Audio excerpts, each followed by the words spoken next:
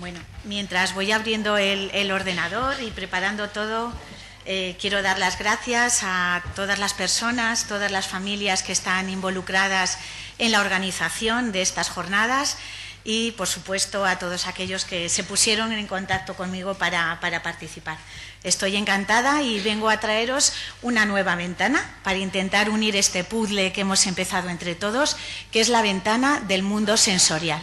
Vamos a hablar de sensaciones y vamos a intentar explicar por qué las conductas de los niños en ocasiones, no siempre, pueden estar mostrando una necesidad sensorial. Vamos a intentar entender por qué hay niños que necesitan mordisquear la ropa, por qué hay niños que necesitan roer las corbatas del uniforme escolar o los puños de las camisas. Y vamos a intentar entender también por qué hay niños que necesitan de manera obligatoria moverse. Para poder entender todo esto, vamos a empezar hablando de la importancia que tienen las sensaciones en nuestra vida diaria. Las sensaciones son el alimento de nuestro cerebro. Nos levantamos por las mañanas porque oímos a los pájaros cantar fuera, porque sentimos el abrazo del hijo que se ha colado en la cama para pasar unos minutitos con nosotros antes de irnos al colegio. Nos despertamos porque de repente llega un olor a café riquísimo o a pan tostado. Las sensaciones nos incitan a actuar, a desarrollar respuestas en nuestra vida. Además, todos sabemos que nos proporcionan la capacidad para nutrirnos de manera afectiva. Son múltiples las investigaciones acerca de la importancia que tienen las sensaciones táctiles en la vida de una persona y sobre todo a la hora de desarrollar el apego y la capacidad para desarrollarnos con los demás de una manera organizada y adaptativa. Sabemos que, como vemos en la imagen, la falta, la carencia de estimulación sensorial en los primeros años de la vida de un niño puede llegar a tener situaciones y consecuencias devastadoras, no solo a nivel del desarrollo sensoriomotor, sino de manera importante emocionalmente. En esta charla vamos a hablar muchísimo de la vinculación que existe entre las sensaciones y las emociones.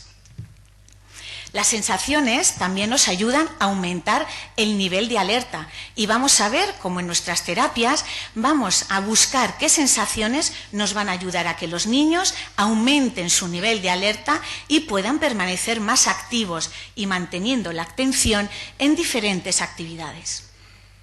Además, son fundamentales en la regulación de nuestra conducta. Me gustaría proponerles que pensasen durante un segundo en qué hacen ustedes cuando se sienten estresados, cuando han tenido un mal día, cuando ese jefe nos ha dado problemas, y vamos a pensar qué hacemos nosotros para disminuir nuestra alerta, para disminuir ese estrés. En ocasiones, en muchas de las actividades que llevamos a cabo para relajarnos, hay implícitas las sensaciones.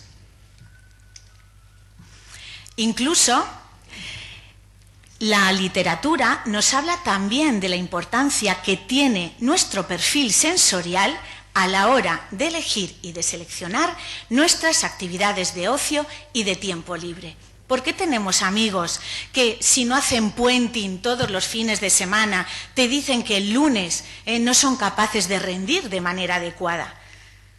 Porque muchas veces necesitamos ese tipo de sensaciones tan intensas para poder autorregularnos. Por eso es fundamental que observemos y que tengamos en cuenta cuáles son las conductas que en el día a día los niños realizan. Y la ventana que hoy les propongo es, vamos a ver en qué situaciones esas conductas pueden tener una base sensorial. En qué situaciones esas conductas pueden estar mostrándonos una necesidad sensorial, en este caso de movimiento. En algunos países de Europa, donde esto ya está ampliamente reconocido y extendido, llegan a utilizar pelotas en los colegios para que los niños con hiperactividad hagan sus tareas escolares pudiendo mantener la atención. E incluso han desarrollado pupitres con pedales para que los niños hiperactivos puedan mantener la atención mientras tienen que estar enfocados en situaciones que requieren un alto nivel de atención. Esto tiene que darnos que pensar. Bueno, pues una de las personas más importantes y que pensó hace muchos años muchísimo sobre este tema fue una terapeuta ocupacional que se llamaba Jenners, la doctora Jenners. Ella era terapeuta ocupacional, trabajaba con niños con diferentes alteraciones en su desarrollo y trabajaba con niños que presentaban de manera consistente alteraciones en su conducta. Llegó a ver cómo algunas conductas se repetían de una manera consistente en algunas situaciones e intentó desarrollar una teoría que explicase qué era lo que podía estar sucediendo para que esos niños repitiesen esas conductas con tanta asiduidad. Con el objetivo, por lo tanto, de encontrar una relación entre las dificultades de aprendizaje y el funcionamiento neurológico de los niños, desarrolló una teoría que se llama la teoría de la integración sensorial. Lo primero que nos dijo la doctora Jenners es: las sensaciones son muy importantes, pero ojo, no tenemos 5 sentidos, tenemos 7 sentidos. El sistema propioceptivo y el sistema vestibular son fundamentales en el desarrollo de la vida de los niños. El sistema vestibular tiene sus receptores en los músculos, en los tendones, en las articulaciones. Es el sistema que nos da la capacidad para que nosotros sintamos nuestro cuerpo, tanto en reposo como en movimiento. El sistema propioceptivo nos permite poder graduar la fuerza que hacemos para desarrollar determinados movimientos, nos da la capacidad para poder tener una buena conciencia corporal, tanto en reposo como en movimiento, y nos da el ancla de nuestro cuerpo. Además, lo tenemos que acompañar del movimiento y por eso necesitamos un sistema vestibular. Sus receptores están en el oído interno. En ese oído interno están el utrículo, el sáculo y los canales semicirculares, que son los que recogen la información, sobre todo del movimiento de nuestra cabeza. Son los receptores que me dicen: Bea, que te vas hacia adelante. Bea, que te estás yendo hacia un lado. Son los receptores que nos dicen en qué dirección nos estamos moviendo, con qué velocidad nos estamos moviendo y que nos ayudan a sentir la aceleración o la deceleración. En muchas ocasiones los problemas de torpeza motora de los niños no son exclusivamente motores. Un niño que no registra la información vestibular, por ejemplo, vamos en el autobús, hay un frenazo, ese niño no siente que ha habido un cambio en la aceleración. Si no lo ha registrado, ¿cómo va a sacar su brazo para apoyarle? Si no ha registrado que ha habido un cambio de velocidad, ¿cómo va a preparar su cuerpo para que aparezcan las reacciones de apoyo? Es decir, las sensaciones, de nuevo, tienen muchísimo que ver también en todo el desarrollo motor de los niños. La doctora Jenners definió el procesamiento sensorial de la siguiente manera. Es un proceso neurológico que se encarga de organizar las sensaciones que recibimos del entorno, y cuando yo puedo desarrollar y organizar bien esas sensaciones, entonces podré utilizar mi cuerpo de una manera adecuada. Entonces podré dar una respuesta adaptativa. Vamos a ver este vídeo. Para que este niño pueda disfrutar deslizándose por esa rampa de nieve, por esa rampa nevada, tiene que sentir su cuerpo, tiene que ser capaz de sentir el control de su cuerpo y tiene que ser capaz de sentir la velocidad. Cuando él siente que se embala demasiado, ¿qué es lo que hacemos? Vamos a recordar lo que hacíamos cuando jugábamos en la nieve de pequeños con el trineo. ¿Qué hacíamos cuando de repente decías: ¡ay, madre, que voy demasiado rápido!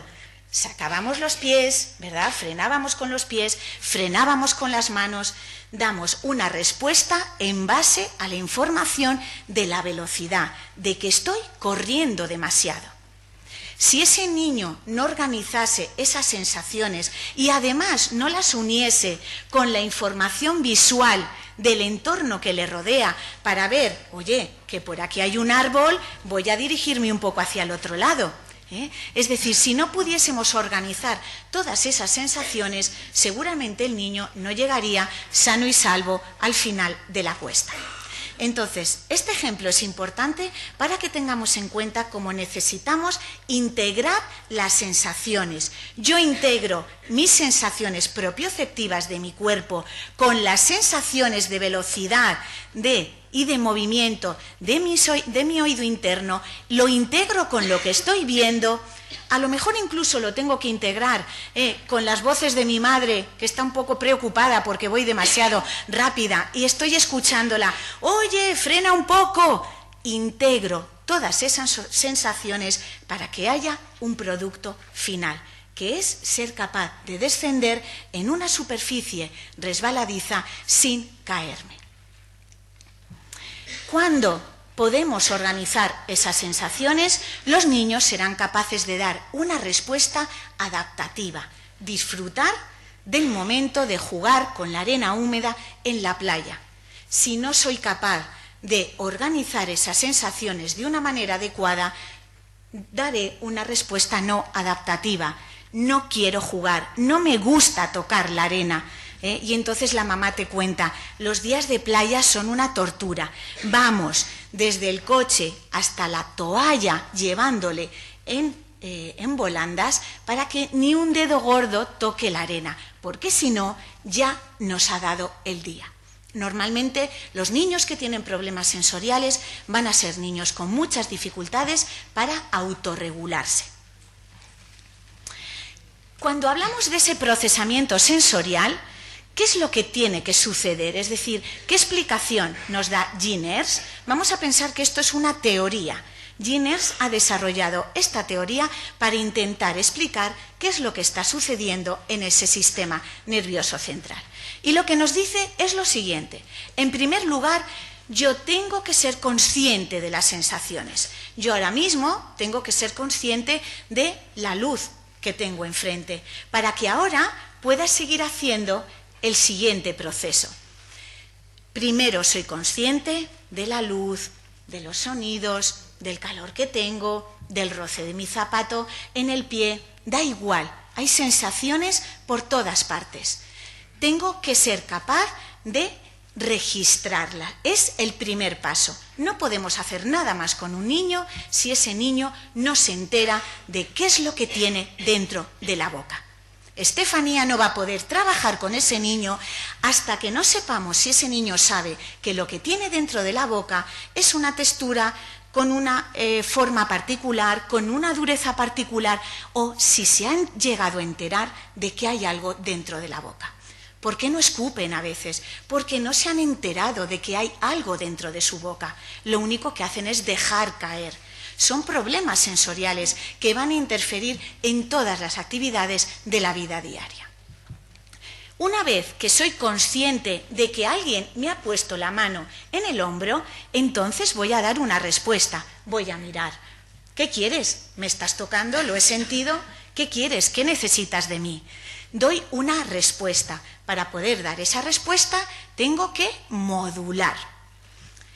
La modulación es la capacidad que tiene nuestro sistema nervioso central para recibir las sensaciones de una manera graduada. Es como si nuestro sistema nervioso central tuviese un aparato de radio, un ecualizador, en el que tenemos que recibir la información en el volumen adecuado, ni de más, porque entonces nos molesta, ni de menos, porque entonces no nos enteramos de nada. Hay que recibirlo en el volumen adecuado. Aquí es donde vamos a empezar a hablar de los niños que responden con una hiperrespuesta sensorial o de los niños que responden con una hiporrespuesta sensorial por debajo de lo normal. Cuando yo he recibido esa mano en el hombro y no me he enfadado porque me han tocado, ni le he dado un empujón, y no he tardado 10 minutos en responder porque tengo una hiperrespuesta, entonces ahora podéis pedirme que discrimine. Ahora me podéis preguntar, ¿te estoy tocando con la yema de los dedos o te estoy tocando con la palma de la mano? ¿Estoy poniendo mi mano más cerca del cuello o más cerca de la escápula? ¿Estoy utilizando una presión suave o una presión fuerte? Ahora puedo discriminar. Si no he registrado y no he modulado, nunca podremos llegar al momento de la discriminación. Esto es fundamental para todos aquellos profesionales que trabajan con los niños en el área de la estimulación. A menos que el niño sea capaz de hacer estas fases, nunca podremos llegar a procesos más elaborados como la discriminación, que todos sabemos que ya se desarrollan a nivel de la corteza. Cuando los niños pueden registrar, modular y discriminar, y recordamos que a esto lo llamamos procesamiento sensorial, cuando los niños pueden hacer este desarrollo a nivel del sistema nervioso central, es cuando los niños pueden dar respuestas organizadas, lo que nosotros llamamos respuestas adaptativas. Me quito la chaqueta porque siento calor. Es una respuesta adaptativa. Un niño que no recibe las sensaciones de calor o de frío de una manera adecuada no puede dar esa respuesta. Limpiarme la cara si la siento sucia. ¿Cuántos niños tengo yo que llegan a terapia con la cara llena de yogur seco o casi con la loncha de chorizo pegada en la cara y no se enteran? Eso es un problema de hiporrespuesta sensorial. No estoy sintiendo esas sensaciones dentro en la cara y relacionándolo con todos los problemas de alimentación de los que ha hablado Estefanía, intraoral, problemas dentro de la boca para recibir esas sensaciones. Este procesamiento sensorial sabemos que se desarrolla de manera automática en el crecimiento, en el desarrollo típico de los niños. Por supuesto, va a estar influido por factores como la estimulación del entorno, las posibilidades que tiene ese niño para crecer en un entorno rico y variado, y por supuesto la herencia genética y situaciones relacionadas con estos factores.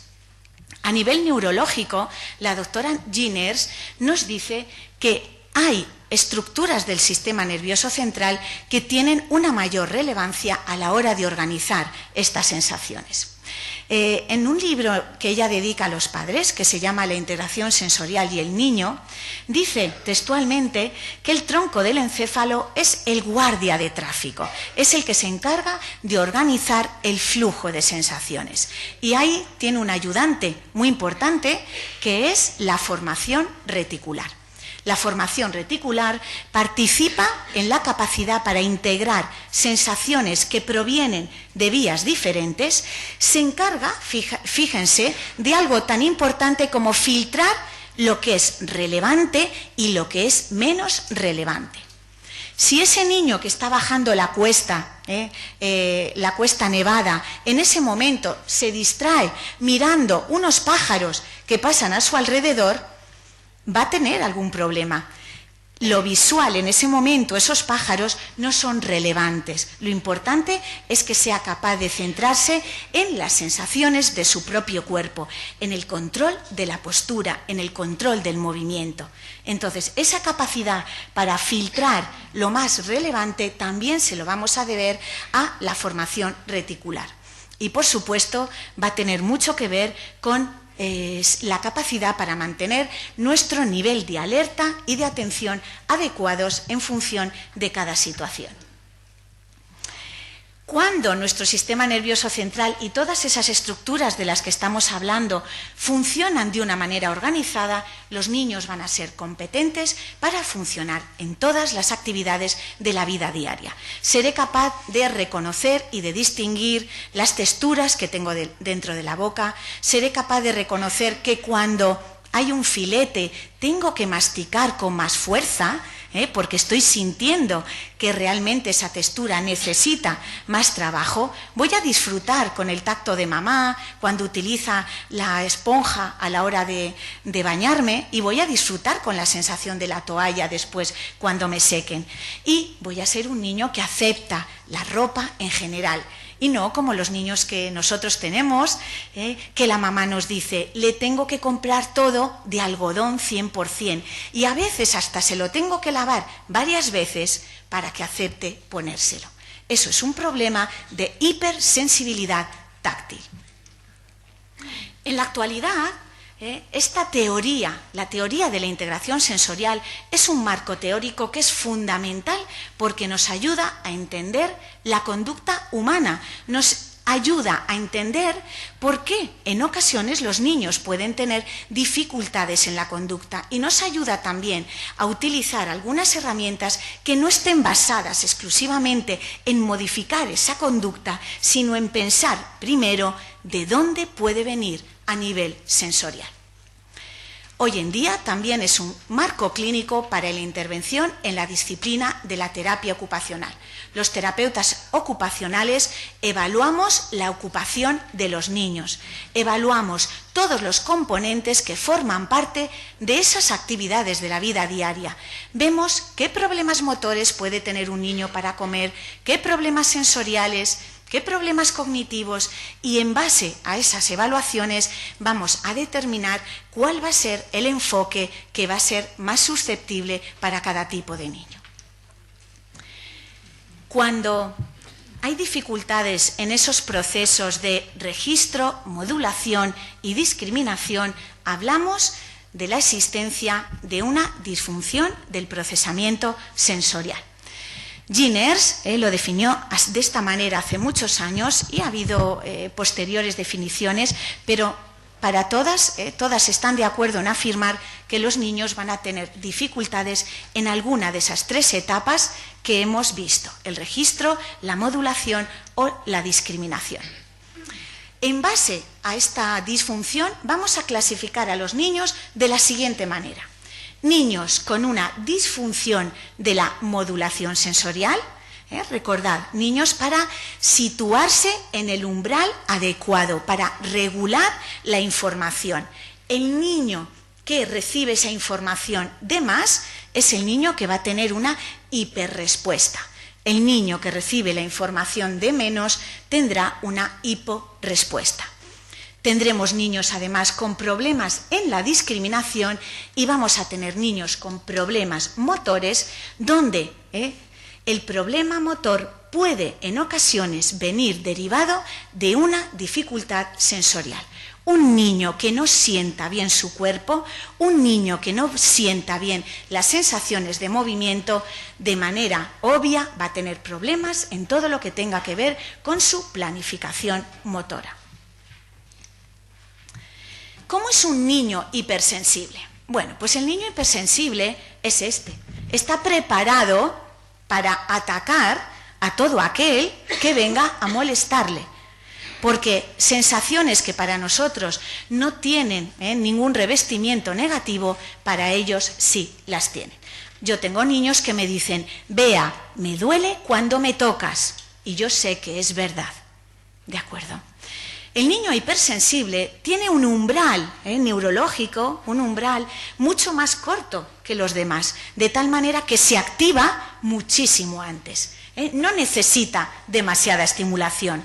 De aquí viene algo importante: no todos los niños necesitan ser estimulados. A un niño hipersensible no necesitamos estimularle más, porque entonces vamos a producir en él una sobrecarga sensorial. Y cuando los niños tienen sobrecargas sensoriales, pueden llegar incluso a desconectar, a tener crisis epilépticas y a tener problemas importantes. Esto es fundamental que lo tengamos en cuenta. Antes de estimular a un niño hay que hacer una evaluación para saber si es un niño hiper o un niño hiposensible. Felipe, el de Mafalda, sí que necesita ser estimulado.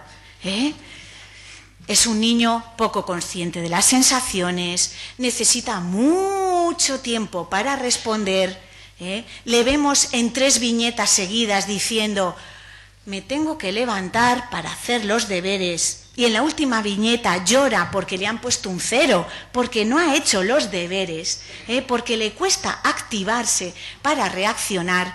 Son niños que prefieren todo lo sedentario y tienen un nivel de alerta mucho más bajo. El niño hiper necesita muy poco para activarse, suelen estar alerta. Los niños con problemas de hiperrespuesta sensorial suelen ser niños que suelen sufrir mucho. Están siempre pendientes del entorno, que la profesora no aparezca con la pintura de dedos o me muero, que no lleguemos, que no me lleven al arenero porque me va a dar un soponcio. Y entonces, claro, la profesora se queja: es que este niño me pega. ¿Cómo no te va a pegar si no te has dado cuenta de que está mostrando una hiperrespuesta sensorial, en este caso al tacto? ¿De acuerdo? Tienen problemas de atención, por supuesto. Si yo estoy pendiente de que el entorno no me agreda, no me voy a centrar en lo realmente importante. ¿Su conducta es irritable? Sí. Y los papás nos suelen decir: es un niño que parece que siempre está de mal humor, no se calma con nada, siempre está enfadado. Y todo esto tiende al aislamiento social. Si no me gusta que me toquen, si no me gusta que me abracen, ¿dónde voy a estar cuando todos los niños están en el aula tirados unos encima de los otros? En un rincón, mirando y diciendo: Dios mío, que a mí no me toque. ¿Vale? Nosotros estamos aquí, entre comillitas, porque si preguntamos cómo cada uno de nosotros nos manejamos con las sensaciones, pues todos tenemos nuestros problemillas sensoriales. A mí no me pidáis que meta la mano en algo gelatinoso, porque puedo vivir muy bien sin esa experiencia sensorial. Y realmente podría pegar a una persona que me obligase a meter la mano en una fuente llena de gelatina. Y si además me dais para comer ternera que tenga gelatina, ya ni os cuento lo que puedo ser capaz de hacer. Cuando yo era pequeña, recuerdo que en el cole mis bolsillos siempre estaban llenos de trozos de carne escondida que yo tiraba. Bien pequeña desarrollé esa habilidad porque no soportaba esa textura fibrosa con gelatina de la ternera. Bueno, cada uno de nosotros tenemos nuestros problemillas, como os digo. ¿Esto es importante que yo lo comente? Por supuesto. ¿Vamos a llevar a un niño a tratamiento porque no tolere tomar la carne gelatinosa? No. Es decir, los niños que vemos de manera persistente van a tener muchos problemas en áreas sensoriales diferentes. Es decir, son niños que no toleran la comida, tampoco toleran el cepillado de dientes, tampoco toleran que les cepillen el pelo, tampoco toleran que les corten las uñas, tampoco toleran que les abracen. Es decir, empezamos a pensar en que un niño necesita este tipo de terapia cuando afecta de manera importante a varias áreas de su vida diaria, no por una cosa en concreto, nunca. ¿De acuerdo? Los niños, esto también es importante, los niños hiposensibles pueden actuar de 2 maneras. Se pueden quedar activos, Felipe puede quedarse ahí sentado toda la tarde, pero en algunos momentos ellos mismos son conscientes de que tienen que aumentar su alerta y en ocasiones esos niños que a veces parecen pasivos pueden convertirse en lo que llamamos buscadores sensoriales. Es decir, niños que empezamos a ver que buscan de manera desaforada un tipo de estimulación. Y son niños que la mamá te dice: es que hay veces que está muy muy tranquilo, pero es que otras de repente se excita con el movimiento, empieza a dar vueltas y ya dices, ya se ha ido, ya no lo puedo controlar. Entonces, a veces son estrategias que los propios niños buscan para poder tener un nivel de alerta adecuado.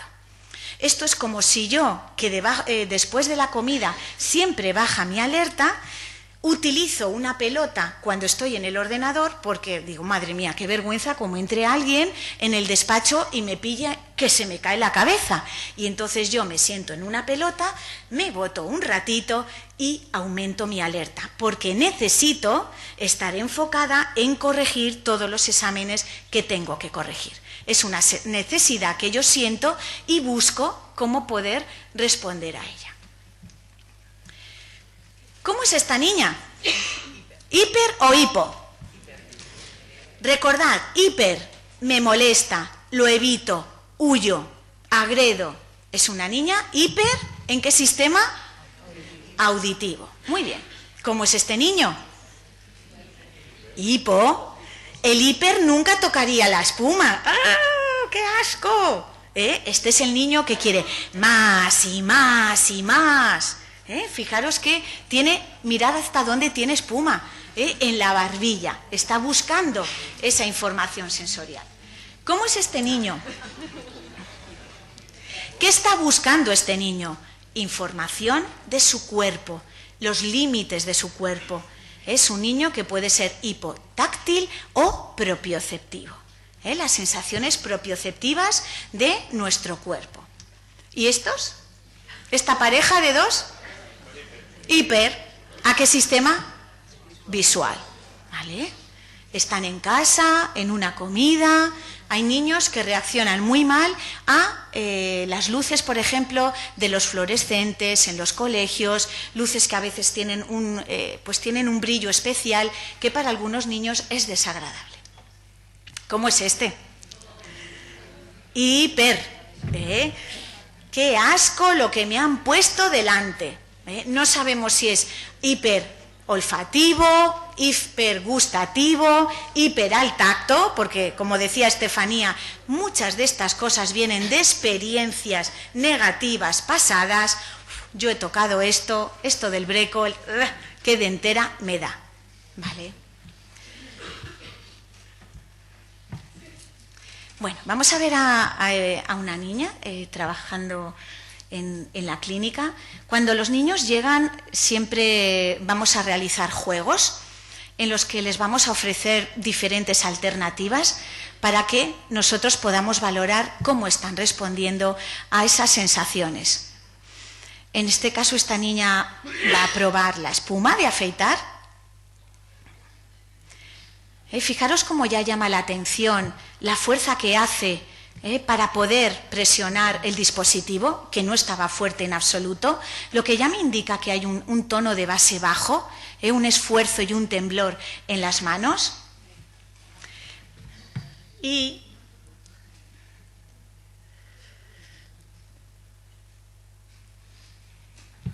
rápidamente podemos empezar a ver que esta conducta es lo normal en un niño de 9 años. No. ¿Qué hace un niño de 9 años cuando le ofreces espuma? ¡Guau! Toda la colchoneta llena, jugando a pintar, abren las manos, golpean las manos, sienten como además la espuma se queda pegajosa, que además da mucho gusto el dar palmas en las manos. Mirad la actitud de esta niña.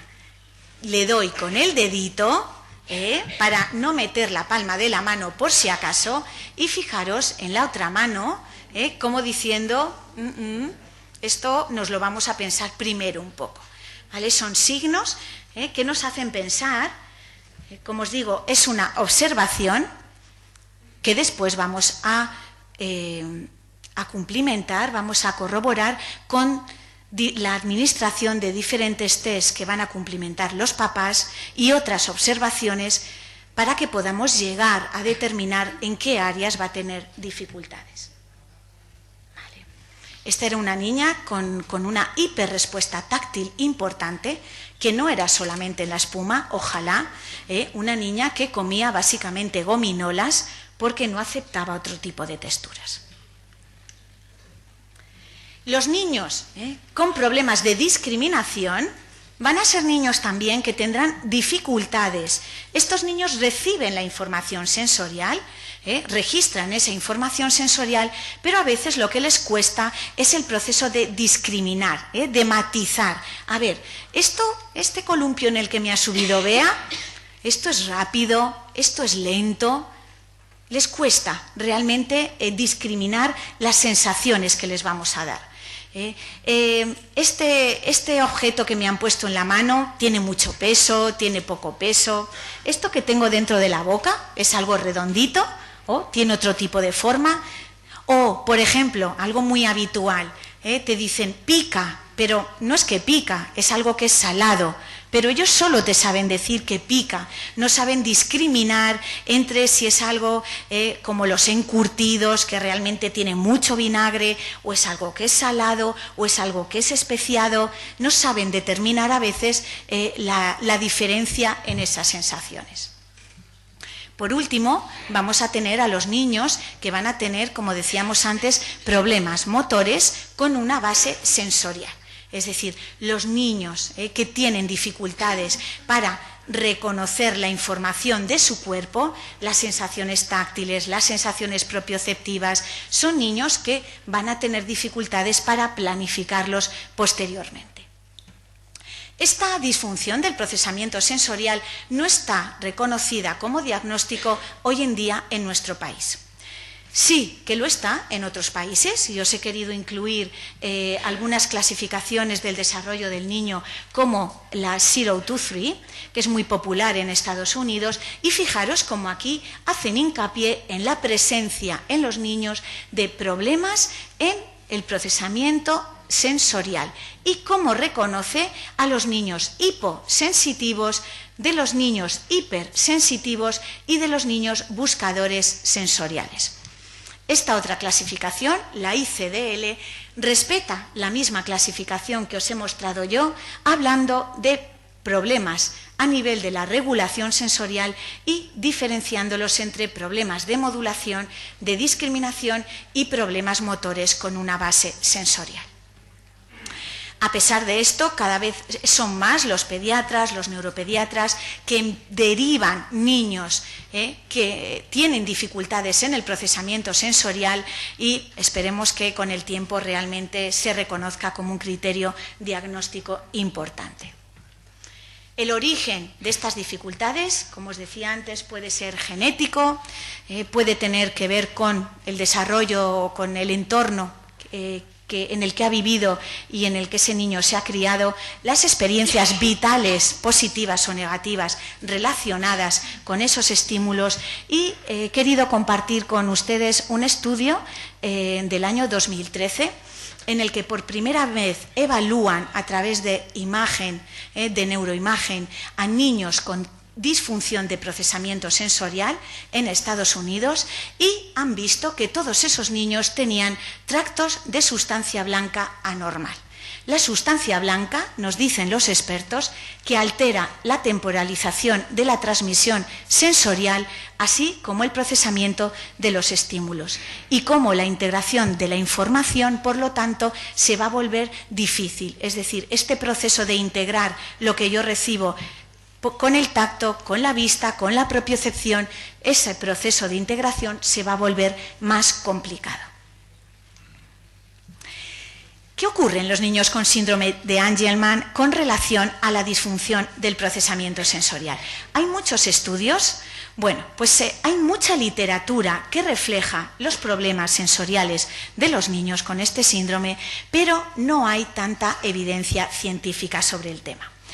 He rescatado uno de los estudios que me parecen más importantes, del año 2006, y es importante porque evalúan a 300 sujetos con síndrome de Angelman con edades entre los 3 y los 20 años, y a todos estos sujetos y a sus padres les administran unos cuestionarios para ver cómo los niños reaccionan a las sensaciones del entorno en su vida diaria. ¿Qué dice ese artículo? Bueno, pues ese artículo nos dice que es muy frecuente que estos niños muestren incomodidad cuando les peinan o les cepillan el pelo, que pueden ser niños que rechazan nuevas comidas y evitan sabores, olores o texturas que forman parte de las dietas de niños de su edad, que son niños que tienen facilidad o tendencia a reaccionar negativamente a sonidos inesperados o demasiado altos, y que pueden reaccionar con desagrado cuando son tocados por otras personas. Fíjense cómo todas esas respuestas las vamos a asociar a una hiperrespuesta sensorial. Por otro lado, también nos hablan de la presencia de hiporrespuesta sensorial. Son niños que tardan en reaccionar al dolor, niños que miran fijamente y se quedan mucho tiempo mirando fijamente diferentes estímulos, luces, objetos que giran, y niños que chupan de manera excesiva algunos objetos. Entonces, la interpretación desde el punto de vista de la teoría de la integración sensorial es que en todas estas respuestas pueden estar buscando una información sensorial que para ellos es necesaria. ¿Qué hacemos con estos niños? ¿Qué hacemos cuando llegan a la consulta niños en las que los padres nos cuentan que tienen estos problemas de los que estamos hablando? En primer lugar, lo que vamos a hacer siempre es evaluar. ¿Qué utilizamos para evaluar? Bueno, pues para evaluar utilizamos el test de praxis e integración sensorial, que es una herramienta que nos va a servir sobre todo para ver qué problemas pueden tener los niños en la planificación motora. Es importante que os diga que, por ejemplo, el SHIFT, este test, esta batería de test, requiere tener un nivel cognitivo importante para poder administrarla. Cuando los niños con los que trabajamos no tienen ese nivel cognitivo, nos vamos a basar en las observaciones estructuradas o no estructuradas. Por ejemplo, ese vídeo que hemos visto antes de valorar cómo un niño reacciona a la espuma, a la pintura de dedos, a diferentes sensaciones, en este caso táctiles, y vamos registrando toda esa información que los niños nos van dando a través de su conducta. Todo esto lo complementamos de manera importante con la información de los padres. Los padres para nosotros van a tener un protagonismo fundamental porque son ellos los que realmente conocen a sus hijos y son ellos los que nos van a decir a través de cuestionarios como el perfil sensorial de Winnie Dan, son los que nos van a responder a preguntas como ¿su hijo se aparta de un estímulo para no ser tocado? ¿Su hijo parece no darse cuenta cuando es tocado? ¿Su hijo reacciona negativamente a la sensación de ropa nueva? ¿Su hijo parece sentirse impulsado a tocar diferentes texturas? Los padres van a responder en qué grado los niños hacen estas conductas, si de manera ocasional o nunca, o las van a desarrollar muy frecuentemente. Y todas esas, las puntuaciones que se van obteniendo nos van dando una idea de cuál puede ser el perfil sensorial del niño en cada una de las áreas. Hay área táctil, hay área visual, hay área propioceptiva, hay área vestibular, hay área auditiva. Es decir, vamos a valorar con la información de los padres, vamos a sumarlo a todas esas observaciones que nosotros vamos a hacer.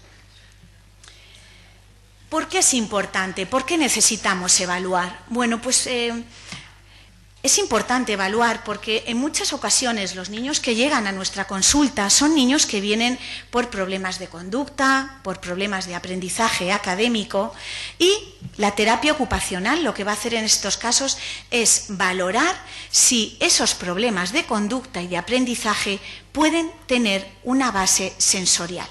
Es decir, lo primero que vamos a hacer es ver cómo ese niño registra, modula, discrimina las sensaciones, porque el buen procesamiento de toda esta información es lo que va a ayudar a que ese niño pueda ir escalando en la pirámide. Cuando yo proceso bien la información táctil y propioceptiva, voy a poder desarrollar una buena planificación motora, una buena seguridad postural, voy a poder tener una buena conciencia corporal. Cuando este escalón lo he dado, entonces voy a seguir subiendo para conseguir una coordinación ojo-mano, un control oculomotor, un ajuste postural, y así hasta poder llegar a ser efectivo en diferentes áreas de la vida diaria. Entonces, la aportación que nosotros hacemos a este puzzle del equipo multidisciplinar es: vamos a ver qué está pasando con el área sensorial para ver de qué manera puede estar afectando al resto de las áreas.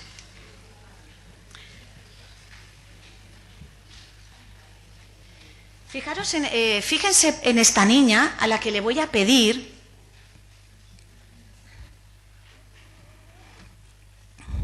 que imite mi postura. Es parte de las observaciones estructuradas.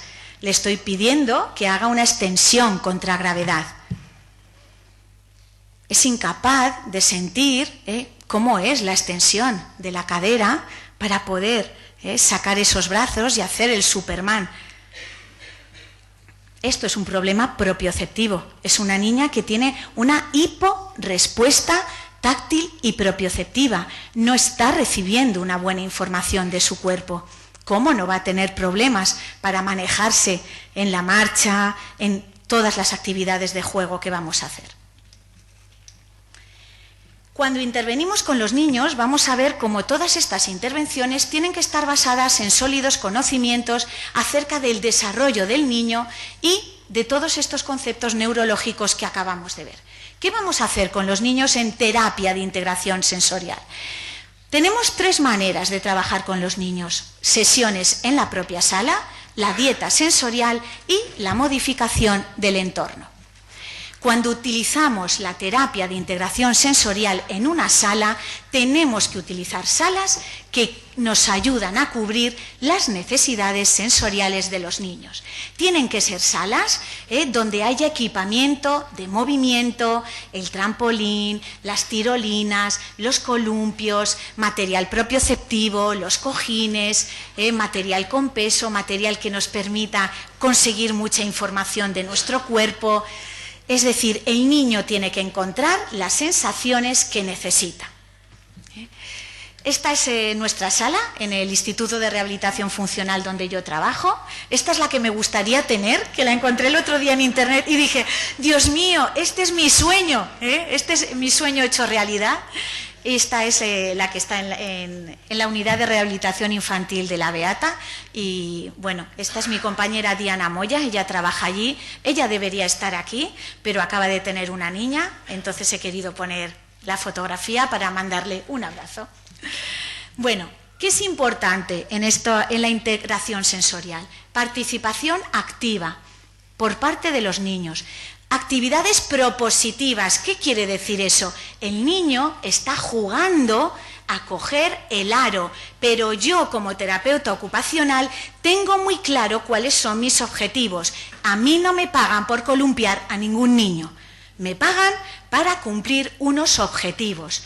Ese niño está trabajando su capacidad para mantener el control de la postura en contra de la gravedad, está trabajando para desarrollar la coordinación ojo-mano, está trabajando para desarrollar el control oculomotor y está trabajando para poder desarrollar sensaciones de éxito y de competencia que le van a permitir seguir desarrollando de una manera efectiva.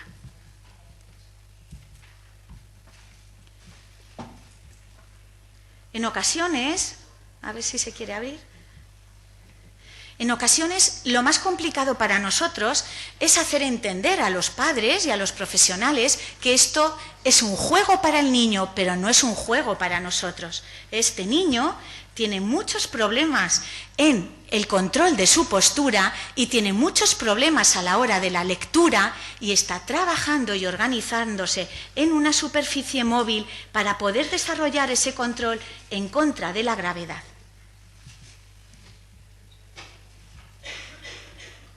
Este niño está aprendiendo a sentirse seguro ante el movimiento porque es un niño derivado a nosotros por su profesor de educación física porque no hacía la voltereta y le daba terror y lloraba todas las noches porque tenía que ir a clase de gimnasia. Entonces, lo que vamos a hacer en este sentido es ir trabajando con los niños todas esas necesidades que van a presentar siempre manteniendo nuestros objetivos.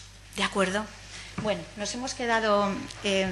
me van a perdonar, pero esto era ya lo último y la batería estaba a punto, ¿vale? Entonces...